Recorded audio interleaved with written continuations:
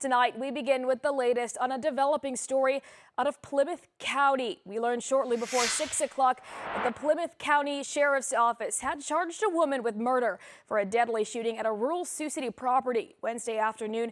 That shooting reported to Plymouth County authorities shortly after 3 o'clock Wednesday afternoon at this property just north of the county line in the 31,000 block of County Road K-18.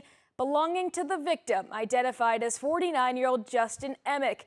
Now 35-year-old Ashley Ruland is charged with first-degree murder, accused of shooting Emick to death.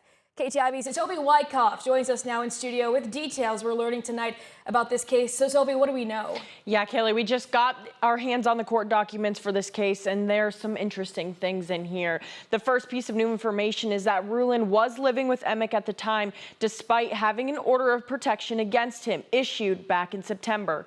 According to the arrest affidavit, Ruland shot Emick twice while they were shooting together on a remote part of the acreage, once in the back and once in the head. When she called 911 to report the shooting, she claimed she shot him in self-defense. The investigative officer notes that there was no evidence indicating that Ruland was in danger from Emick when she fired, and that Emick was shot from behind. The arresting officer's affidavit also said that Ruland made statements to the law enforcement about her self-defense claim, including saying things like, "It's gotta be now or it's going to be me."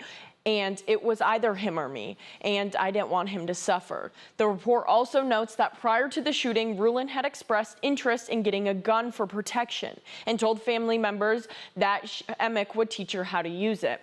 At this hour, Ruland is being held without bond in the Plymouth County Jail. No date has been set yet for her initial appearance in the Plymouth County District Court.